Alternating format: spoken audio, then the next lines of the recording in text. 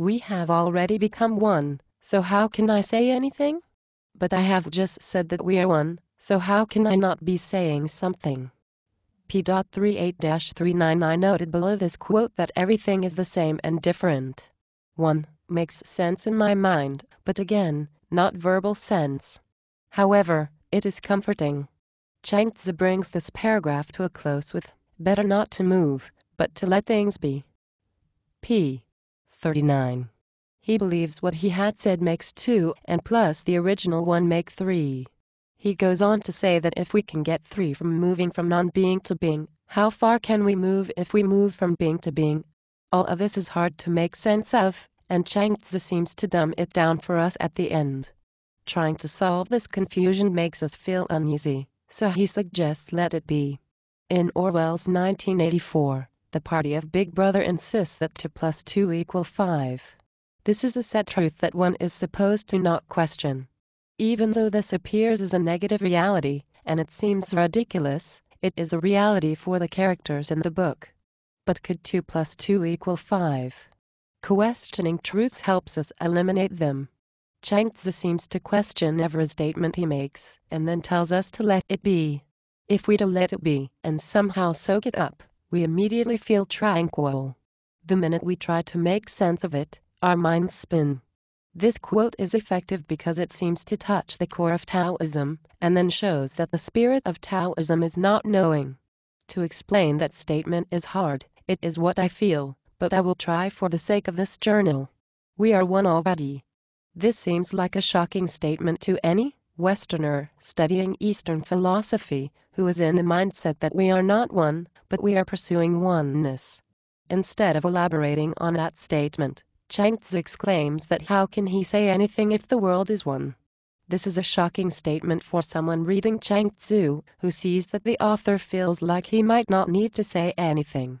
Then he says he just said something, the previous shocking statement, so how can he not be saying something? That is the best I can do to try to explain my feelings with clarity, yet I doubt I did a good job from a Western standpoint. I do not understand what I am saying, but I understand what I am feeling. I believe that this might be related to direct experience. There's no intervention of thought, and when thought intervenes, I proceed to confuse my issue. Then again, look at all these words. If the way is made clear, it is not the way. P.40 I think this quote supports everything I have been trying to say. Indeed, Chuang Tzu asserts that the best thing to use is clarity, so why does he seem to attack clarity here? It seems like a Russian doll effect. In this case, it is a rather large Russian doll. This statement is renouncing cognitive thinking, saying that Taoism can never be understood. However, it exists. Again, the idea that things do not have form, but they still have identity. However, this large statement is part of an even bigger statement. Before, like I said, Chuang Tzu asserts that the best thing to use is clarity, yet here he says something completely different. I realize that Chuang Tzu tells us what it means to use clarity, but before I talk about that, this whole situation is reminiscent of a quote Ralph Waldo Emerson says in his essay, Self-Reliance. Suppose you should contradict yourself, what then? It seems to be a rule of wisdom never to rely on your memory alone, but to bring the past judgment into the thousand-eyed present, and live ever in a new day. Trust your emotion, leave your theory as Josephus' coat in the hands of the harlot, and flee. A foolish consistency is the hobgoblin of little minds, adored by little statesmen and philosophers and divines. With consistency a great soul has simply nothing to do. Emerson.self-reliance.24. What makes me, and most likely most, Westerners, confused about a lot of Chuang Tzu is that he seems to contradict himself. In this situation he seems to advocate clarity and then deny it. Let it be. Emerson puts it well by saying that with consistency, our soul will be bored. I think Emerson's quote is essential because it embodies ideas of the way. To understand the way is to not understand the way. According to Emerson, to have an enlightened life, one must see past contradictions and realize that all they reflect is an open mind and a willingness to be true with one's feelings, which are hardly consistent. As Chuang Tzu says, Understanding that rests in what it does not understand is the finest. P.40. Again, at a closer read, Chuang Tzu feels like to use clarity is to not use things but transfer them to the constant. So that throws in a whole other monkey wrench. Or does it? It might make it all clearer. I wrote all these ideas by hand, and I thought I would share with you everything on my journal. I wrote below this quote, "Pain gone now, or so I think. I is a border guard. Your life has a limit but knowledge has none. If you use what is limited to pursue what has no limit, you will be in danger. If you understand this and still strive for knowledge, you will be in danger for certain." P.46. Does this mean we should not go to school? I find I throw out questions, and often I do not answer them. The questions are sometimes ridiculous, but most of the time I do not know the answer. Is what we learn in school knowledge? Is it exposure? I think this quote applies to more than academic knowledge. I think it means that if you try to understand everything, you will not find the way. Saying that, I have gone right back to my last entry and I have probably bored you silly with the Chuang Tzu. Here comes my inhibition. Seriously, the significance of this quote can be found in the last entry. Indeed, I could say more, but I feel it is time to move on. The Bhagavad Gita, when women are not pure, Krishna, there is disorder of the castes, social confusion. I.41. It is confusing to see this politically incorrect statement coming out of such a moral character as Arjuna. Although Arjuna has not yet been enlightened, he is realizing that man does terrible deeds, and he wants no part of them. This quote seems to suggest that a woman is the bearer of life, and when she becomes wild, all hell breaks loose. Impure women disrupt these castes that are important to Hindu culture. However, Arjuna seems to say that the destruction he will cause during war will destroy family, which will in turn destroys family rituals, which will make unrighteousness prevail and women impure. It seems to me he is saying women cannot be trusted. I see things that can make men have that kind of animosity, but it struck me in a holy text to see that kind of generalizing. Better for me indeed if the sons of Dhritarashtra, with arms in hand, found me unarmed and resisting, and killed me in the struggle of war. I.46. This struck me because it reminded me of Gandhi.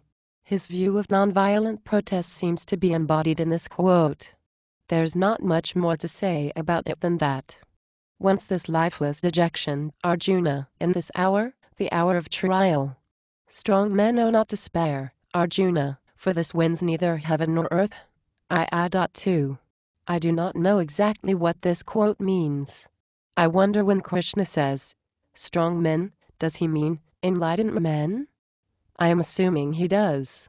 In which case, I believe he is trying to tell Arjuna that he need not grieve over a bad situation, for grieving is useless. These men are not happy and will not be happy on earth. I do not understand the idea of how one wins heaven or earth, but it seems to make sense at the same time. I would rather eat in this life the food of a beggar than eat royal food tasting of their blood. 2. 5. This struck me as not necessarily profound, but interesting. Arjuna would rather take from the poor than have power if it was at the expense of killing his teachers. I am not exactly sure what to say about it.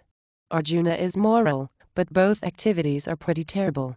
Arjuna is in need of some help. Thy tears are for those beyond tears, and are thy words of wisdom? The wise grieve not for those who live, and they grieve not for those who die, for life and death shall pass away. II.11. Krishna is trying to reconstruct Arjuna's way of looking at the world. He seems very methodical about it in that he is doing it in steps. First, he is trying to get Arjuna out of despair. I am confused about the way life and death will pass away. I am assuming it is because of the idea of reincarnation, and that life passes, then death passes, and then the cycle continues. Krishna seems to be saying that the wise acknowledge this, and therefore have no reason to grieve. Later, Krishna says to Arjuna that there is a world of the senses, and that feelings such as hot and cold, or pleasure and pain can be transcended when one becomes enlightened. Is Krishna being a salesperson here? Is he baiting the hook for Arjuna? Maybe that is why the Bhagavad Gita is better known than the Chuang Tzu. I realize they are for different religions. The messages seem more approachable in the Bhagavad Gita. The eternal in man cannot kill, the eternal in man cannot die. II.19. Does this mean man's soul is inextinguishable? What confuses me in that Krishna tells Arjuna to carry on the fight. I understand that he feels since man is eternal, or at least his soul is, then why not kill others? I do not understand why he is advocating war. I think it is because he is trying to get Arjuna to question his own morality. However, at a closer look it seems he wants Arjuna to fight for his soul. The follower of this path has one thought, and this is the end of his determination. But many branched and endless are the thought of the man who lacked determination. II.41. Here seems to be a paradox. Krishna says that oneness can be achieved by ending your determination. However, he proceeds to say that those who lack determination are power-hungry and selfish. They talk a lot but have no vision. The only way I can make sense out of this is that one must have the determination to end his or her own determination. But how does one go about ending determination? Maybe Krishna feels it's an enlightenment experience where man losing his grasp on senses. Until part 2. I'm Sarah Palin. Thank you for listening to me.